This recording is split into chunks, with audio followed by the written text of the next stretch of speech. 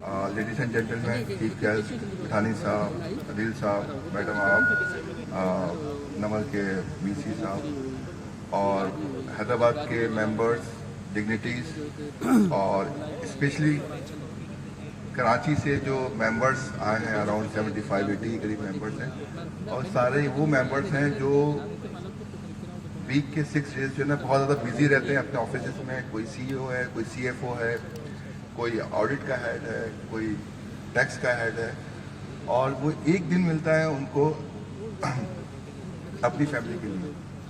اور I am very thankful کہ آپ نے اپنا وہ ایک دن بھی ہمارے لیے سیکریفائز کیا اور کراچی سے حیدرآباد آئے صرف اس ایونٹ کو سکسیسفل کرنے کے لیے اور ریکگنائز کرنے کے لیے اور حیدرآباد کے لوگوں کی سپورٹ کے لیے کہ دیکھیں ہم بھی اس انسٹیٹیوٹ کے ممبرس ہیں اور رائٹ ناؤ وی آر کہاں ہیں، ہم کس پوزیشن پہ ہیں. سب سے پہلے تو میں بتاؤں کہ میں نے آئی سی ایم اے کو 99 میں جوائن کیا اور 2003 کے اندر کوالیفائی کر لیا. میرا جو تعلق ہے وہ آپ یہ کہہ سکتے ہیں مڈل کلاس اور لوور مڈل کلاس فیملی سے آپ کہہ سکتے ہیں. بسوں میں ہم آتے تھے، بائکوں پہ بسوں میں زندگی گزاری ہے.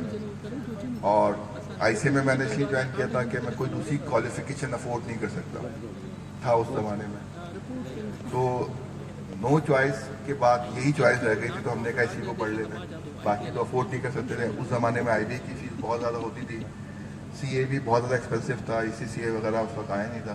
خیر وہ بھی رائٹ ناؤ بہت زیادہ ایکسپینسو ہے. آئی سی ایم میں جوائن کیا اور رائٹ ناؤ میں ایک بہت بڑی کمپنی کا آٹو موبائل انڈسٹری کا فائنانس کا ہیڈ ہوں. جو سوزوکی گاڑی ہے اس کمپنی کو میں فائنانس کو ہیڈ کر رہا ہوں. اور یہ جتنے بھی پوزیشنز ہیں، یہ برانچ ہے، یہ ملک صاحب جو بات کر رہے تھے، یہ ساری آنرری پوزیشن ہے. ہم وداؤٹ اینی ریگولیشن، اینی آپ کہیں کہ پرکس کے اپنے انسٹیٹیوٹ کو سرو کر رہے ہوتے ہیں. اور اس کا آبجیکٹو صرف یہی ہے کہ جس ادارے نے ہمیں اس کلاس پہ پہنچا دیا، اب ہمارا کچھ ایک ذمہ داری ہے کہ ہم اس کے لیے کچھ کریں.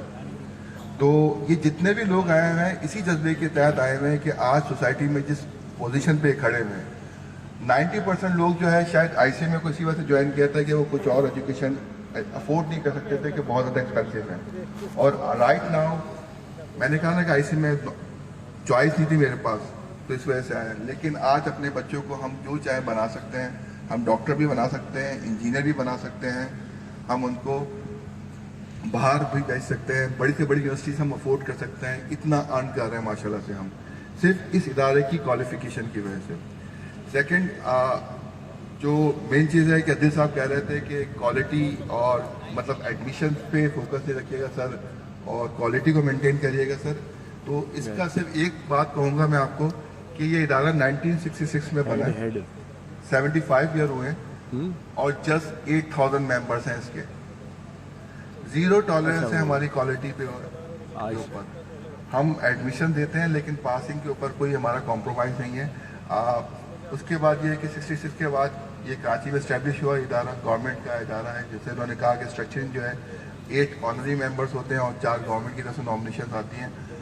تو 66 سے اسٹارٹ ہوا. لوگوں نے ایسا ایسا کہ پہلے اس کے جو پریزیڈنٹ تھے وہ فائنانس منسٹر تھے اس زمانے کے، شعیب صاحب، انہوں نے اس ادارے کی اسٹیبلش کیا. اور بیچ میں بہت سارے لوگ آئے، بہت سارے پریزیڈنٹس آئے، بڑے بڑے ڈگنیٹیز ہیں. کوئی ایس ایس سی پی کا چیئرمین تھا، تو کسی بینک کا چیئرمین تھا، پریزیڈنٹ تھا. رائٹ ناؤ مطلب کافی لوگوں نے سرو کیا. جب خیر اپ اینڈ ڈاؤنس تو آتے ہیں، لیکن ایکسپینشن جو تھی ہماری بڑے شہروں تک کی تھی. جب 2001 میں کونسل میں آیا تو میں نے کہا کہ یہ جو اپارچونیٹی ہے یہ سب پاکستانیوں کے لیے ایکول ہونی چاہیے. صرف میرا رائٹ نہیں ہے کہ میں تعلیم حاصل کروں اور میں ایک اچھی ارننگ کروں، میں اپنی اچھی فیملی اسٹیبلش کروں، اپنی فیملی کی کلاس اسٹیبلش کروں.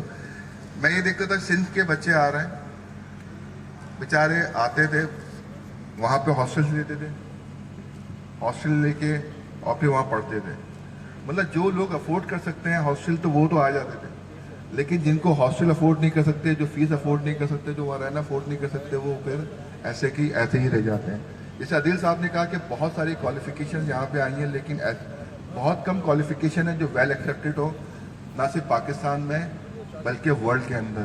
تو I C M is one of the qualification جو پوری دنیا میں ایکسیپٹ کی جاتی ہے. آپ آئی سی ایم میں کوالیفائی کر کے جائیں تو آپ کو کسی دوسری کوالیفیکیشن کی ضرورت نہیں.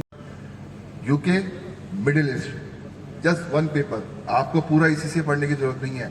आप आईसीए में क्वालिफाई करें, आप ऑस्ट्रेलिया जाएं, आपको 2 पेपर दें, आप पूरी ऑस्ट्रेलिया की, आपके पास फाइनेंशियल्स की जो ऑडिट के सारे राइट्स आपके पास है। दुनिया खुली हुई है, कनाडा, इवन लास्ट टाइम हमने आयरलैंड है, आयरलैंड से किया हुआ है, सीमा से हमारे एमआरएस हैं। तो आप जब आईसीए में की आप क्वालिफिकेशन लेते हो तो इसका मकसद नहीं है आप कोई रीजनल क्वालिफिकेशन ले रहे हैं।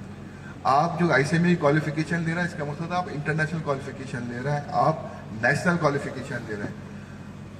आईबीए कराची से कोई बच्चा एमबीए करता है तो वो वेल एक्सेप्टेड इन कराची।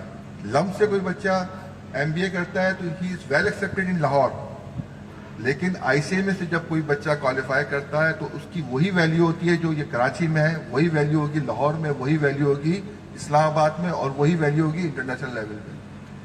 तो कहने का मकसद है कि आपको ऐसी क्वालिफिकेशन की तरफ आ जाते हैं जो वेल एक्सेप्टेड है, चाहे नेशनल लेवल पे हो चाहे इंटरनेशनल लेवल पे। तो खैर जब ज्वाइन किया मैं कौंसिल को, मैंने कहा जैसे ऑनरेबल शेयर डिफरेंट विजन के साथ हम आए। हैदराबाद में वासे भाई उस ज़माने में नेशनल काउंसिल में थे और सेक्रेटरी थे। 2012 में मैं कराची को रिप्रेजेंट कर रहा था। तो इनका एक था कि यार हैदराबाद इतना बड़ा शहर है और इसको हमें इस्टेब्लिश करना है। 2012 में इन्होंने आई थिंक वासे भाई कौन सा स्ट्रीट है वो जहाँ पे कैंपस खोला था लोगों ने, आटोबान रोड पे की। आटोबान रोड पे हमने वो एक मॉल है, मॉल के अंदर हमने एक रेंटल बेसिस ली, जगह ली और वहाँ पे हमने इस्टेब्लिश किया। बड़ा फ्लोर पे, खैर बड़े विजिट्स किए यहाँ आके और वहाँ से हमने इंस्टीट्यूट को इस्टेब्लिश करना शुरू किया। और फिर थोड़ा सा आटोबान पे रहा, फिर